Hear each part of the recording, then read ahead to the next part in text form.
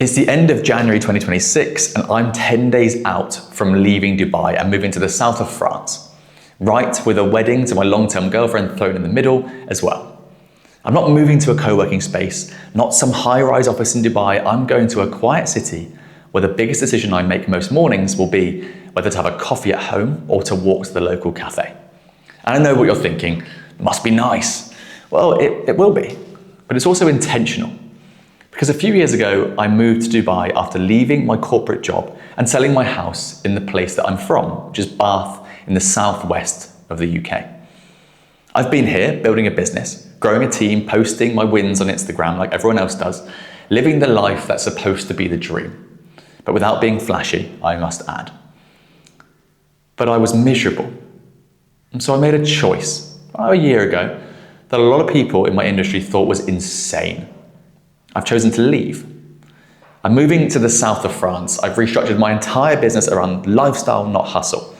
And I'm currently scaling to 7 figures in profit without working 12 hours a day, without being glued to my laptop, and without sacrificing the things that actually matter to me. This video is about why I made that choice, what I believe that most people in business don't, and why I think the whole hustle harder mentality is a trap by people who don't know what they want or who they are. So let's get into it. When I moved to Dubai, I thought I had figured it out. I was running what was fundamentally a marketing agency. We had clients, we had revenue, we were growing. From the outside, it looked like I was winning. I had a team of 10, 3 of those were in full-time sales. We were doing over 50K a month. But here's what nobody saw. I was working 10, 12, 14-hour days. I'd wake up, check Slack before I'd even got out of bed, and I'd be stuck to my laptop all day. I'd be in back-to-back calls. I'd be putting out fires, managing the team, chasing new business, trying to keep all the plates spinning, thinking of that 50K a month, that team of 10, 3 in sales. This is so cool, I've made it. I'm gonna tell my old boss that I've made it. And I told myself that it was temporary, that hustle was just for this quarter. Just close this deal, hire the next person, and then it will all get so much easier. It never got easier. The business grew, the revenue grew, but so did the stress, so did the hours, so did the weight of having to be on all of the time. And the worst part was that I started to realize I was actually building a prison. I couldn't take a real vacation because something would break. I couldn't take a random Tuesday off because the team needed me. I couldn't enjoy a dinner with my friends without checking my phone every 10 minutes. So yes, I was successful, but I was trapped. And the breaking point came on a Sunday. I remember it so clearly. I was at the pool with my long-term girlfriend and soon-to-be wife, Antonia. And I was supposed to be relaxing, but I was on my laptop fixing something for a client that had gone wrong. I wasn't in the day-to-day every day, but there's enough stuff to do if you're running a business of that scale. And I remember just sitting there, staring at the screen, thinking, what am I doing this for? I didn't have more time. I didn't have more freedom. I wasn't happier. I wasn't healthier. I wasn't spending more time with the people I cared about. I was just busy all the time. Busy building a business that was supposed to be giving me freedom, but instead was owning me.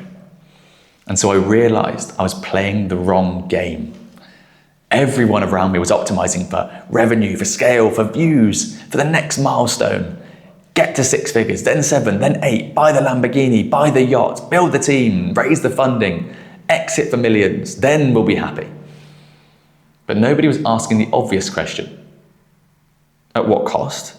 And what if you never make that? What if you never make it?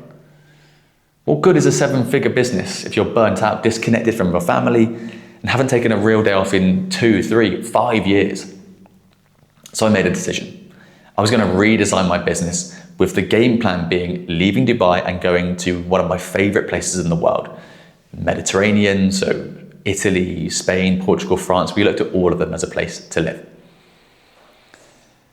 And what I wanted to do was redesign my business around my life, not the other way around. It's really when I decided to leave Dubai and move, now I know, to the south of France, about a year ago.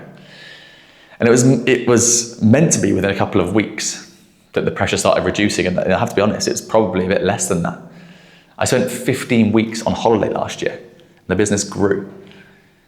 So I'm not leaving Dubai because France is better. Both are incredible places.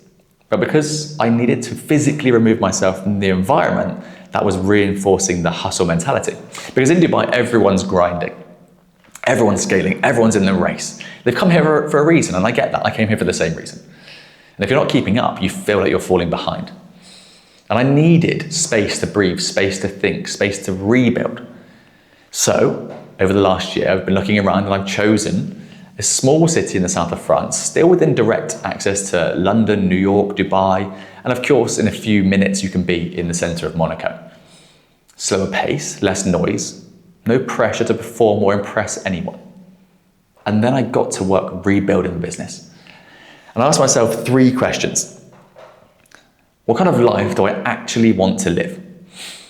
What does my business need to look like to support that life? And what do I need to let go of to make that happen? And here's what I figured out. I didn't want to manage a big team. I didn't want to be in meetings all day. I didn't want my business to require my constant presence. That's not what I wanted to build. That's what everyone else was pushing me to build. When you leave a company and you leave a job, people go, oh, you're going to have a big team. You're going to be doing all this stuff. Everyone around you that's hustling saying, add a new person, add a new hire that expensive agency. In actual fact, I wanted mornings where I could go for a run, afternoons where I could work on things I actually care about, evenings with friends, eating out, seeing family without checking my phone, weekends that were actually weekends, and clients who were building with a very similar mentality to me. I'm not afraid of hard work at all. In fact, I like it. I like to be busy. But I also like working towards something that I can actually believe in, and something that I can see has an end goal. And I wanted to make great money whilst doing it. So I built the business to support that. Here's what I believe that most people in business don't. Hustle is not a strategy.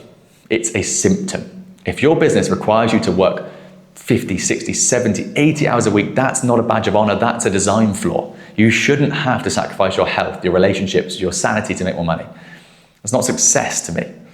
That's a trade-off you will regret. And recently, my grandfather has lost his life. 89, he's had an amazing life.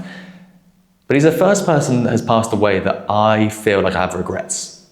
You know, I always said to him, he loves cars. I always said to him, I'll put a cool car on your drive one day. You know, I never did it. I always thought next year I'll do it. Next year I'll get a better car next year. I'll take it to see him. Or I'll go and see him more often when I live back in Europe. And it didn't happen. And people are missing out on so much because they're focused on building something that fundamentally, when you look back on when you're 60, 70, 80, you might not be that proud of.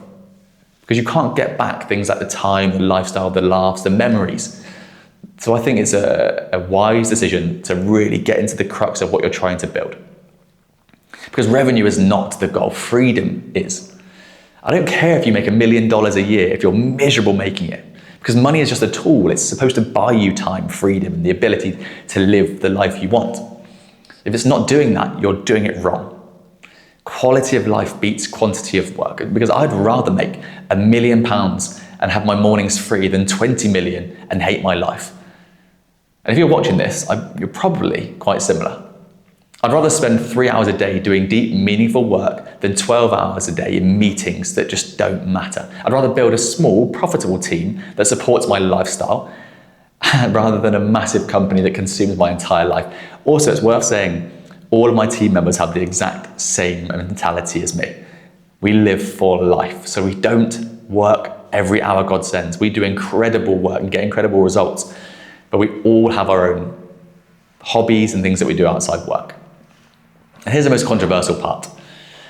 I think most people are afraid to admit they want this too, because we've been conditioned to believe that if you're not grinding, you're not serious. If you're not scaling, you're not ambitious, or you're not doing well. And if you're not exhausted, you're not working hard enough. And that to me is complete nonsense. Because you know what's hard?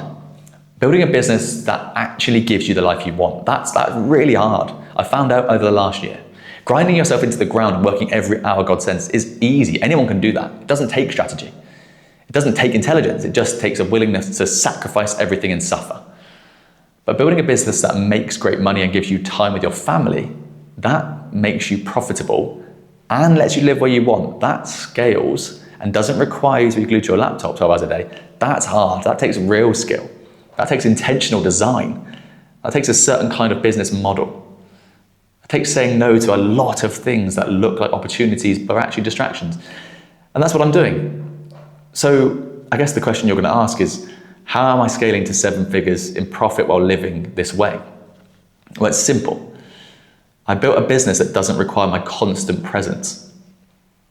That's where the digital bistro table model comes in. Instead of being on calls all day convincing people to work with me, I created a library of content that does all that work for me.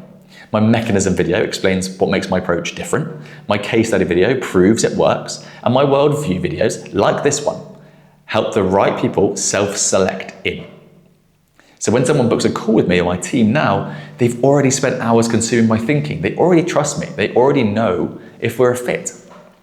And the sales conversations take 20 minutes, not 2 hours. And because I'm not spending all day on calls, I have time to actually live my life. And people who work with us like that. They like that I'm living my life and I'm responding to them from the beach or from a cafe. They don't need me to be glued to my desk. They don't think that's where my best thinking is, because they know that's not where theirs comes from. I work in the mornings. I do deep focused work with no meetings, no distractions. I then gym, and then the afternoons are mine. I go for walks, I have lunch with friends, I read, I think, I swim. And the evenings I'm done. Phone off, I'm sitting with Antonia, I'm present with the people I care about, and my business is growing faster than it ever did when I was grinding those 12 hours a day. In fact, last year it grew faster in the 15 weeks where I was on holiday than it did when I was present. Although I do put that down to the mini sprints I put in before I went away. But they weren't hard. It's like an hour or 2 extra per day because I knew I was off for 4 or 5 weeks. Look, I'm not saying you need to move to the south of France where we are. I'm not saying you need to work 3 hours a day. I'm not saying you even need to have a remote business, of course not. I'm saying this works for your business. I'm saying this works for you if you're building a business that makes you miserable, because you need to stop.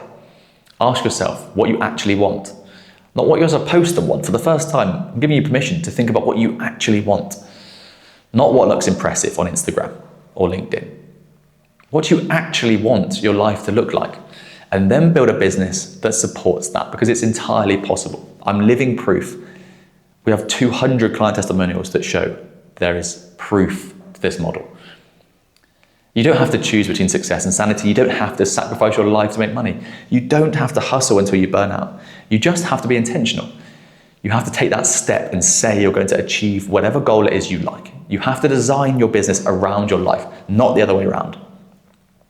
And if you want help doing that, if you want to build a business that gives you freedom, not just revenue, that's exactly what I do.